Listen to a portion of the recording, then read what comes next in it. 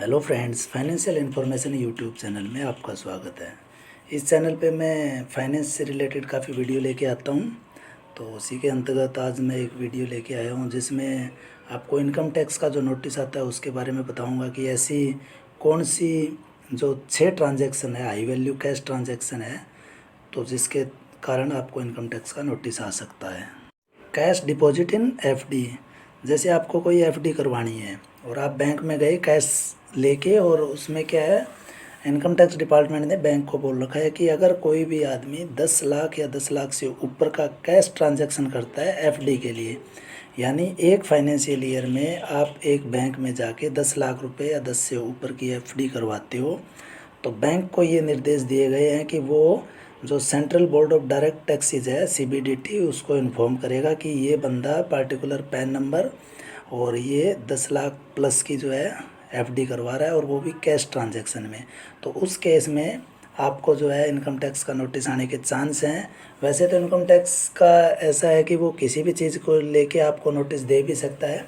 जैसे आपकी 2 लाख की भी ट्रांजैक्शन है तो उसको अगर डाउट लगे तो वो पूछ भी सकता है कि भाई इसका रीज़न क्या है और कहाँ से ये पैसा आया जो आपके पास कैश है। तो उसमें ऐसा कुछ हार्ड एंड फास्ट रूल नहीं है कि उतने पे ही आएगी, पर ये स्पेशली जो है बैंकों में इंस्ट्रक्शन रहता है कि 10 लाख प्लस अगर आता है आपके पास एफडी कैश, तो उसको आप इन्फॉर्म करोगे इनकम टैक्स डिपार्टमेंट को। ये तो बात हो गई एफडी की, कैश ट्रांजैक्शन की। अब मान लो अगर आप अपने अकाउंट में, जो सेविंग अकाउंट है, उसमें भी अगर 10 लाख या 10 लाख से ऊपर का ट्रांजैक्शन करते हो, कैश डिपॉजिट करते हो, तो उस केस में भी बैंकों को खास स्पेशल इंस्ट्रक्शन रहता है कि उसको इनकम टैक्स डिपार्टमेंट को बताना है कि इस अकाउंट में 10 लाख से ऊपर का कैश ट्रांजैक्शन जो है, कैश डिपॉजिट हुआ है।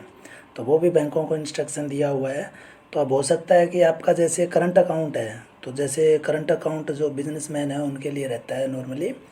तो उनका ट्रांजैक्शन होता रहता है, कोई इतना बड़ा इशू नहीं है। पर जैसे नॉर्मल किसी का सेविंग अकाउंट है और उसमें 10 लाख से ऊपर का ट्रांजैक्शन होता है, कैश डिपॉजिट होता है, तो उस केस में इनकम टैक्स डिपार्टमेंट पूछ सकता है कि भाई ये जो है पैसों का आप डिटेल दो, आपके पास कहाँ से आए। अगर आप डिटेल दे देते हैं, बता देते हैं कि ये पैसे इस चीज़ के हैं, तो कोई इशू नहीं है। उसके बाद अगर आप बताने में असमर्थ हैं तो आपको इनकम टैक्स डिपार्टमेंट जो है उसको टैक्स के लिए ये कर देगा, आपको टैक्स पे करना पड़ेगा। तो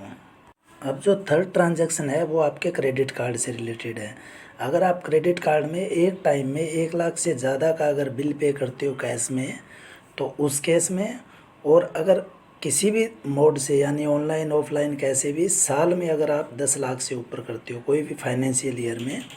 तो उस केस में, दोनों ही केस में इनकम टैक्स डिपार्टमेंट के पास खबर जाती है और वो चाहे तो आपसे ब्यौरा मांग सकता है। तो इसमें क्या है, एक टाइम में 1 लाख या 1 लाख से ज़्यादा है, और पूरे फाइनेंशियल ईयर का जोड़ दिया जाए तो 10 लाख रुपए की जो लिमिट रहती है। फोर्थ जो ट्रांजैक्शन होती है वो प्रॉपर्टी की जो है, प्रॉपर्टी की अगर खरीद बेच होती है, तो ये भी जो प्रॉपर्टी रजिस्टर्ड है उसको बोला गया है कि अगर 30 लाख से या 30 लाख से ऊपर की अगर कोई ये इमूवेबल प्रॉपर्टी है, जैसे ज़मीन वगैरह ये रहता है, घर ज़मीन जो इमूवेबल प्रॉपर्टी में आता है, तो इसके अगर खरीद बेच होती है और वो 30 लाख से ऊपर होता है ट्रांजैक्शन, तो उस केस में भी इनकम टैक्स डिपार्टमेंट को इन्फॉर्म करना पड़ता है प्रॉपर्टी रजिस्ट्रार की तरफ से। तो उस केस में भी हो सकता है कि आपसे इनकम टैक्स डिपार्टमेंट जवाब मांग ले। 30 लाख या 30 लाख से ऊपर की ट्रांजैक्शन होनी चाहिए उस केस में, ठीक है। अब फिफ्थ जो ट्रांजैक्शन है वो शेयर, म्यूचुअल फंड और इनसे रिलेटेड है, बॉन्ड वगैरह डिवेंचर होता है, इनसे रिलेटेड है। तो वो अगर देखा जाए तो हर आदमी की अप्रोच से बाहर है, पर वो भी एक है कि अगर कोई आदमी अगर मान लो डिवेंचर या बॉन्ड या फिर शेयर खरीदता है 10 लाख से ऊपर के एक फाइनेंशियल ईयर में, तो उस केस में भी जहाँ से वो खरीदता है यानी कंपनी या इंस्टीट्यूशन जो भी है, तो उसको वो इन्फॉर्म करना है इनकम टैक्स डिपार्टमेंट में। तो नॉर्मली तो ये आम आदमी तो इसमें इतना इन्वॉल्व नहीं है, पर ये भी एक क्या है, उनको इनकम टैक्स डिपार्टमेंट की तरफ से इंस्ट्रक्शन है कि ऐसा कुछ केस आता है 10 लाख या 10 लाख से ऊपर का एक फाइनेंशियल ईयर में,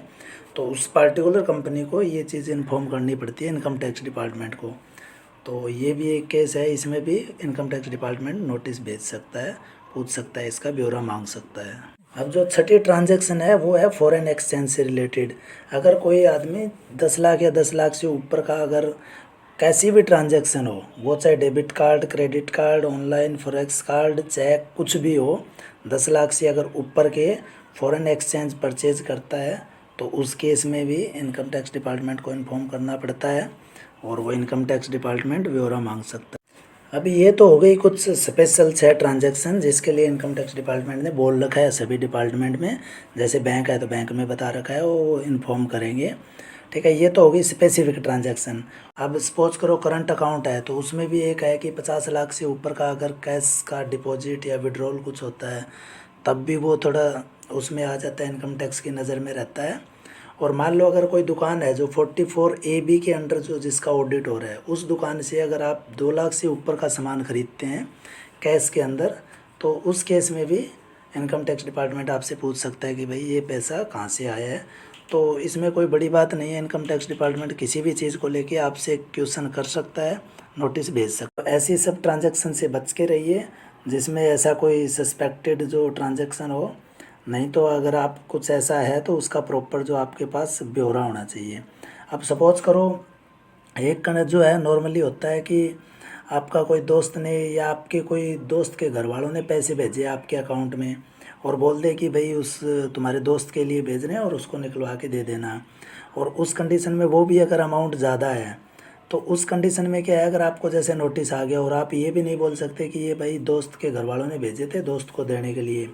ऐसा अगर बोलोगे तो वो पार्टिकुलर उस दोस्त को भी दोस्त के घर वालों को पूछेंगे कि भाई आपने ऐसा ऐसा ट्रांजैक्शन किया है और किया है तो ये पैसा आपके पास कहाँ से आया। अगर सपोज करो वो मना कर दें कि नहीं हमने तो कोई डिपॉजिट नहीं किया है, तो उस केस में जो है टैक्स जो है आपके ऊपर लगेगा, यानी 83% वाला जो टैक्स है वो इनकम टैक्स डिपार्टमेंट आप पे लगाएगा। तो इसलिए ये सब जो ऐसी ट्रांजैक्शन है इनसे अवेयर रहिए और ध्यान रखिए।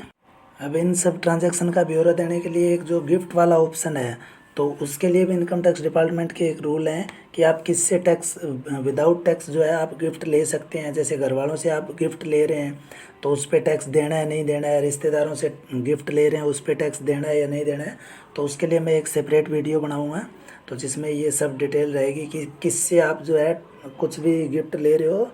तो उस पर आपको जो टैक्स नहीं देना पड़ेगा। और कुछ कुछ ऐसे हैं जिन पे आपको एक लिमिट है कि आपको इतने तक ही टैक्स ये गिफ्ट ले सकते हो और उससे ऊपर आप उनसे गिफ्ट नहीं ले सकते। तो ये सब एक अलग वीडियो में बताऊंगा। तो इस वीडियो में इतना ही। थैंक यू फॉर वाचिंग और like the video and subscribe our channel.